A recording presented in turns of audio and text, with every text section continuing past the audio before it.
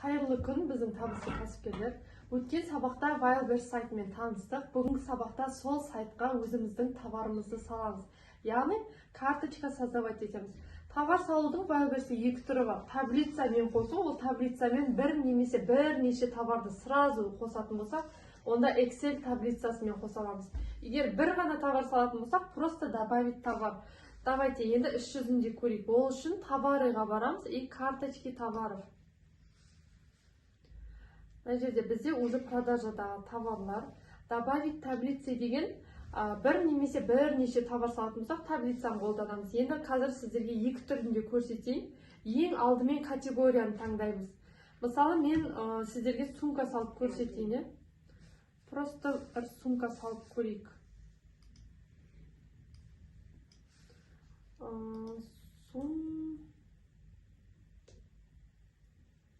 Товардың атын жазамыз, немесе категориясын жазамыз. Аксессуары.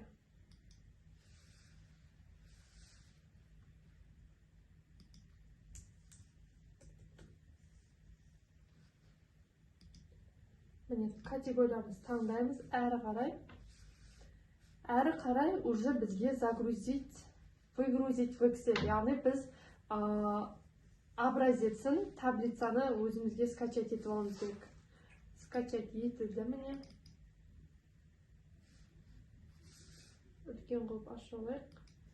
Скачать етілді. Мына жерге уже толтырамыз. Таблицада полный барлық данныйын толтырамыз. Бұл таблицамен негізі 10 шақты товар салатын болсаңыз, 20-100 товар салатын болсаңыз, осыны қолданған дұрыс. Сразу барлық товарыңызды бір уақытта жүктей аласыз. Енді біз 10 товар, 100 товар салмай, бір ғана товарды жалпы қалай толтырылатынын көрейік. Категория товары бізде аксессуары.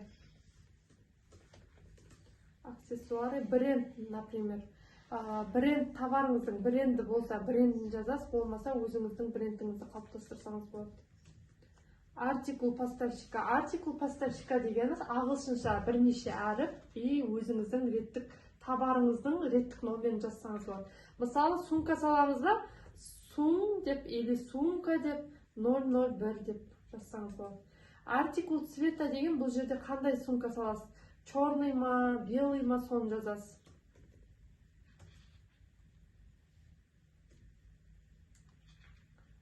Черный, например. Пол.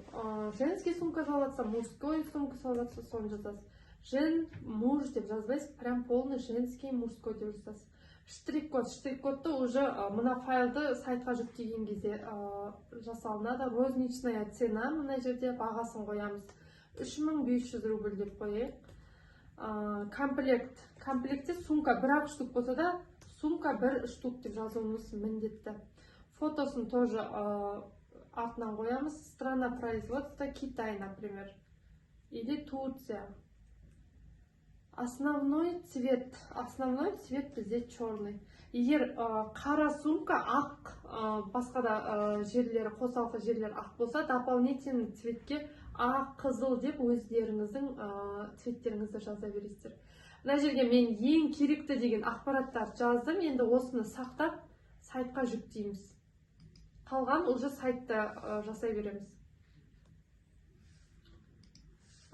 Енді мына жерден файлды алып біз толтырдық. Енді ол файлды загрузить етеміз. То есть сайтқа жүктейміз уже дайын файлымызды. Міне, біздің товарымыз шықты, сумкамыз шықты. Категория деген жерімізде аксессуары деп қайтадан жаза салайық. Міне, аксессуары таңдалды.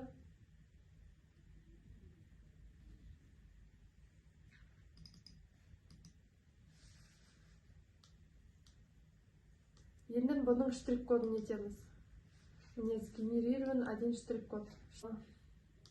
Барлық данныйларымыз шықты. Енді сохранить етеміз. Міне, ошибка деп тұр. Енді ошибкаларымыз көрейік. Мына жерде категориямыз жазылмаған.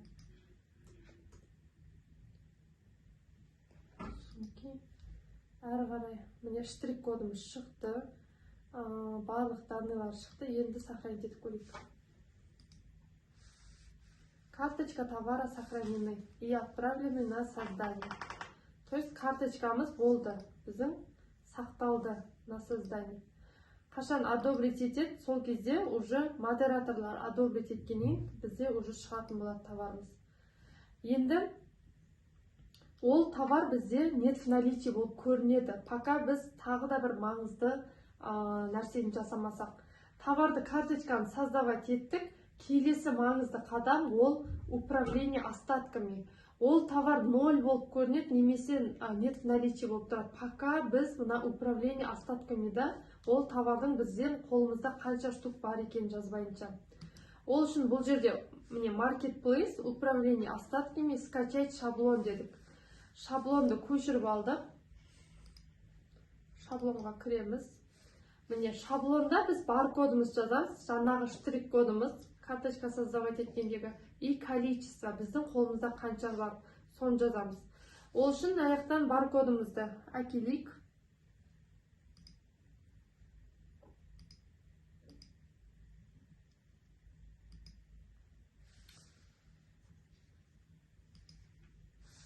Баркодымызды алып келеміз. Ол үшін міне товары, карточки товаровтан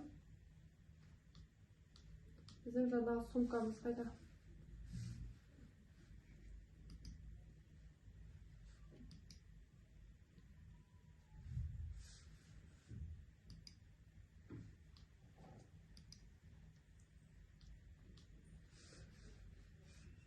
Мына сумкамыз ошибка болып тұрген, көрейік исправить деп.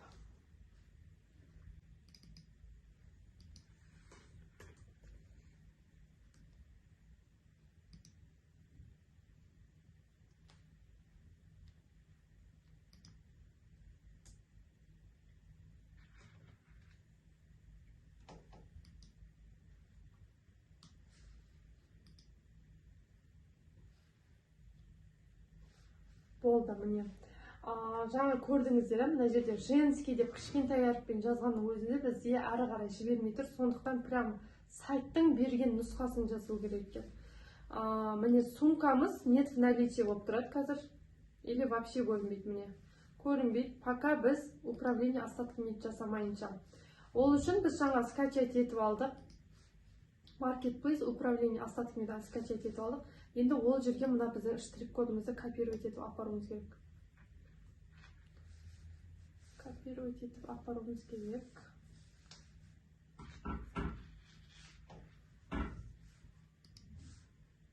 Баркод. Ctrl-V. Мына Excel файлда сіздердің ұзақ жаңағы штрих кодтарыңыз осындай болуы мүмкін. Бұндай жағдайда мына жерде Excel файлдың жоғары жағында общий деп тұрады. Осы общийді числовой қылып ауыстырасыздар. Числовой қылып ауыстырасыздар и артындағы нольді, мына 2 нольді құрту үшін мына жерді басасыздар 2 рет. Болды. Әрі қарай сумка, бұл сумка біздің қолымызда қанша штук бар? Мысалы 50 штук болуы мүмкін, 20 штук болуы мүмкін. Қолдарыңызда қанша бар, соны жазасыздар. Әрі қарай сохранить. Болды, сақталды. Енді міне қайттан управление остатками барамыз. Загрузить файл с остатками.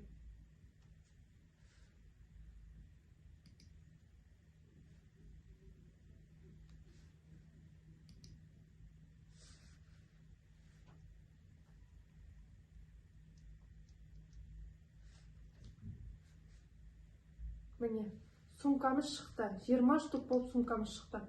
Бұл бір товарды бір-ақ рет қана өйстіп файлмен загружать етесіздер остаткасын. Келесі кездері, мысалы 50 штук болса, немесе 20 штуктан 10 штук қалса, просто келіп өзгерте саласыздар и галочканы басасыздар.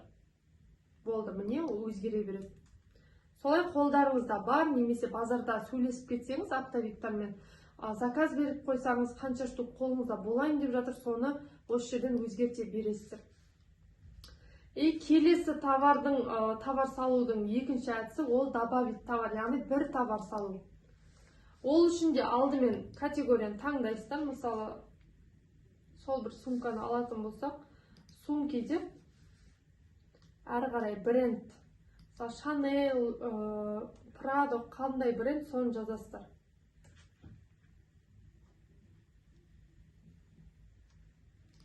Любой бір брендті алайық. Страна производства. Китай. Артикул поставщикка бағана айтқандағыдай ағылшынша әріптер мен сандар болу керек. Комплектация. Сумка, например, бір штук.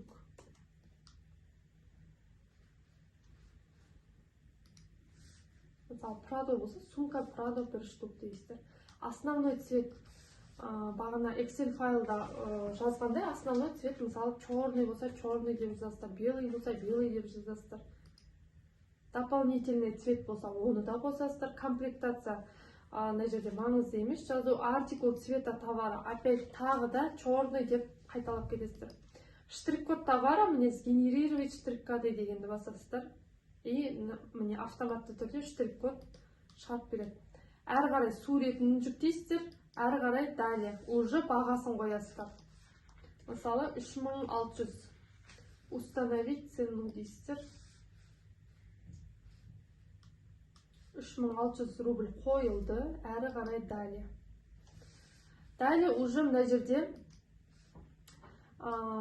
вес упаковки, яғни сумкаңыз сыртындағы пакетигімен қанша килограмм барлық детальны толтырасыздар мына жердің бәрін. Детальны толтырасыздар и описание. Описаниеге барынша сатылым әкелетіндей текст жазасыздар. Описаниеде сіздерге сатылым әкелетін текст жазуларыңыз керек. Яғни сатылымды, сауданы арттыратын, сіздің товарыңызды алмасқа болмайтындай, сіздің товарыңыздан айналып кете алмайтындай осы жерде жарнама болу керек, яғни мәтін болу керек. Создать карточку дейсіздер. Осы описание деген жерге күшті қылып текстіңізді жазасыз. Әрі қарай болды.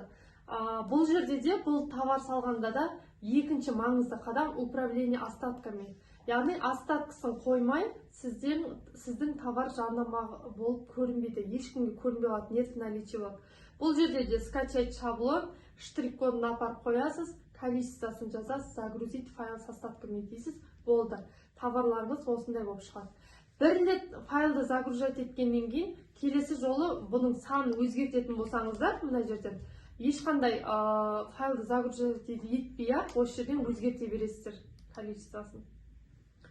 Бүгінгі сабақ осымен бітті, яғни товар салдық, сізбен біз болып келесі сабақта кездескенше.